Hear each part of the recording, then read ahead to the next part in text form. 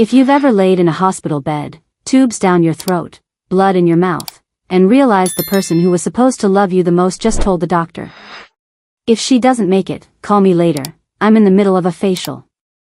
Drop "I've seen it" in the comments right now. Because I have. My name is Serenity Brooks, and this is the story of the day my mother killed me, and the day my grandfather brought me back to life, and made sure she would never recover.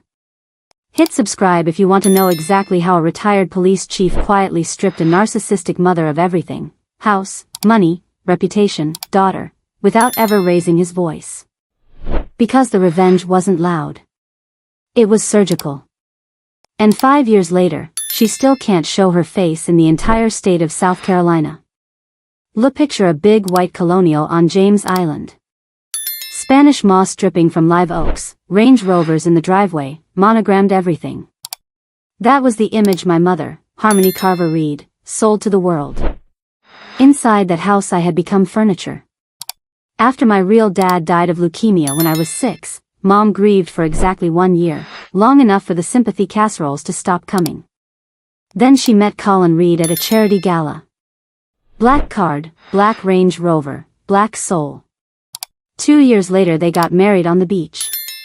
9 months after that, my half-sister Haven was born, blonde, perfect, loud, and instantly the sun the entire solar system revolved around. T's go back to Easter weekend, 2019. I was 16.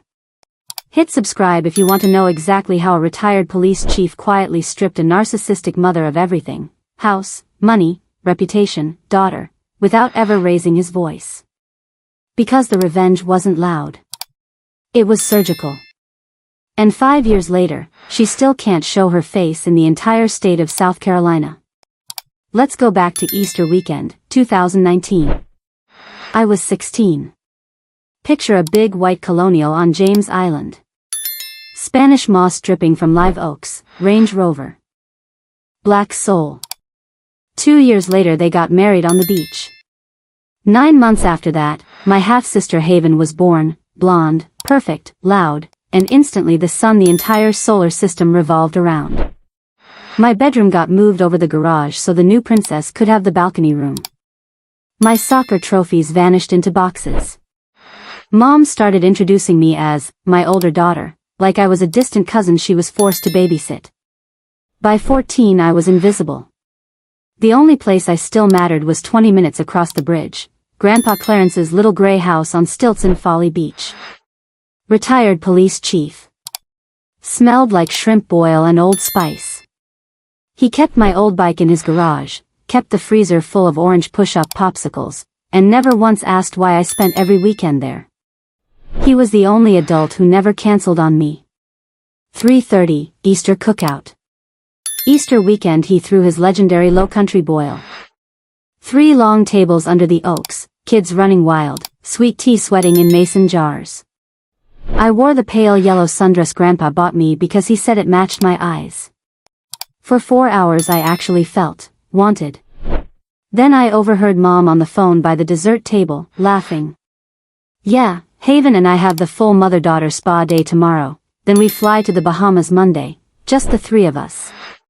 Just the 3 of them. I stood there holding a plate of banana pudding while it turned cold in my hands. I told Grandpa I had a sudden headache and needed to go home early. He pressed the keys to my beat-up '98 Jeep Wrangler into my palm. "Drive careful, baby girl. Text me when you get there." I promised I would. It was already dark when I hit I-26 westbound. A spring storm rolled in fast. Sky turned that ugly green color you only see in the lowcountry. Rain came down in sheets. Wipers on full blast and still useless. Traffic crawled. I had the radio up loud, some old George Strait song Grandpa loved, trying to stay awake. Headlights blurred into white and red streaks. I never saw the tractor trailer until it was on top of me. The driver hydroplaned, jackknifed across 3 lanes, and T-boned the driver's side of my Jeep doing 70. Metal screamed. Glass exploded. The world flipped, once, twice, roof caved in. Then silence. Seatbelt cutting into my shoulder. Copper taste of blood. Then nothing.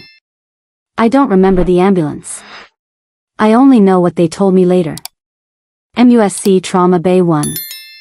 Doctors screaming codes. Monitors shrieking. Someone yelling for O negative. My clothes cut off in seconds. Surgeon leans over me, blood on his scrubs. Shattered pelvis, ruptured spleen, intracranial bleed. We have less than an hour or she's gone. We need parental consent now. Nurse Alvarez, God bless her, grabbed my phone, scrolled to Mom, hit FaceTime. The call connected. Soft spa music. Cucumber slices over eyes. Massage chairs humming. My mother's face appeared, sheet mask still on. Haven sprawled on the next table, AirPods in, scrolling TikTok. Nurse, Mrs. Reed, your daughter's been in a catastrophic accident. She needs emergency surgery immediately or she will die. Camera pans to me, blood everywhere, ventilator tube down my throat, blood pouring from my head. Mom peeled one cucumber off, squinted, sighed like someone asked her to parallel park in the rain. If she doesn't pull through, just let me know later. We're in the middle of a treatment and I'm not signing anything right now. Haven yanked an AirPod out, leaned over, saw me, let out a short, sharp laugh, then snapped a screenshot. I watched her thumbs fly. Later I'd learn the caption she sent her group chat. Finally some piece skull and crossbones.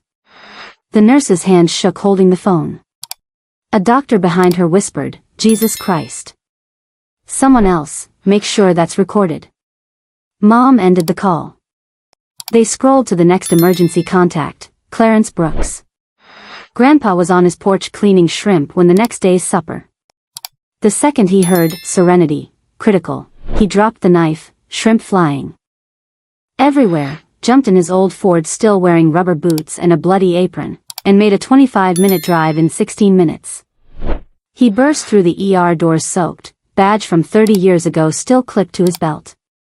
Charge nurse took one look at the retired chief and waved him straight back. He signed every consent form without reading a single line, hands shaking so hard the pen scratched the paper. They let him see me for 10 seconds, tubes everywhere, face swollen purple. He leaned to my ear and whispered the same thing he said when I had nightmares as a little girl. I've got you, baby girl. Grandpa's right here. Then they wheeled me into the OR. He pulled a metal chair to the glass wall and sat. He did not move for the next 9 hours. For 18 days Grandpa lived in that vinyl recliner. Slept in 30-minute bursts, boots still on. Talked to me non-stop, told me about the night I was born, how he held me first because Mom was too exhausted, retold the summer I was 8 and we caught a 5-foot shark off Folly Pier. Read To Kill a Mockingbird, in all the voices. Hummed the hymn his mama used to sing. Nurses stopped trying to send him home after night 1. He just flashed the old badge and said, I'm not going anywhere. Day 16. My numbers finally turned the corner. That same afternoon a tall man in a navy suit appeared at the ICU glass, Mr. Donovan, Grandpa's old poker buddy and one of the best family law attorneys in Charleston. Grandpa looked up, saw the folder, gave one slow nod. No words needed. Donovan drove straight to James Island. Mom and Haven were in the foyer surrounded by pink luggage, 7-night Royal Caribbean cruise leaving the next morning. Doorbell rang. Donovan handed Mom a thick envelope. Inside. Emergency petition to terminate parental rights for medical neglect of a minor. Civil suit from the hospital for $480,000 in life-saving expenses plus pain and suffering.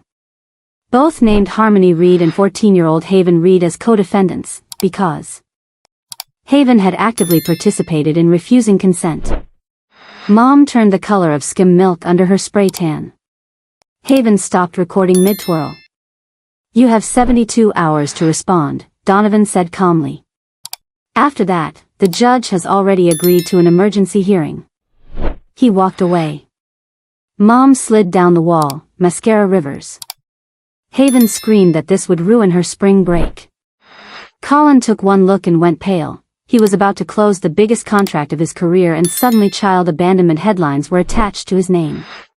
2 days later I opened my eyes. Everything hurt. First face I saw, Grandpa, unshaven, eyes bloodshot, grinning so wide I thought his face would crack. "Hey, baby girl, welcome back." He turned the whiteboard at the foot of my bed so I could see it. In huge black marker. Legal guardian, Clarence Brooks. I stared until tears ran sideways into my ears. He wiped them with a thumb that still smelled like shrimp and salt air.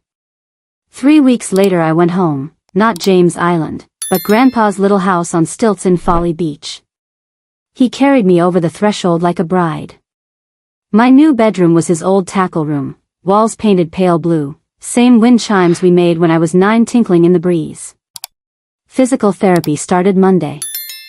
I learned to sit, stand, shuffle behind a walker while Grandpa spotted me like I was 2 again.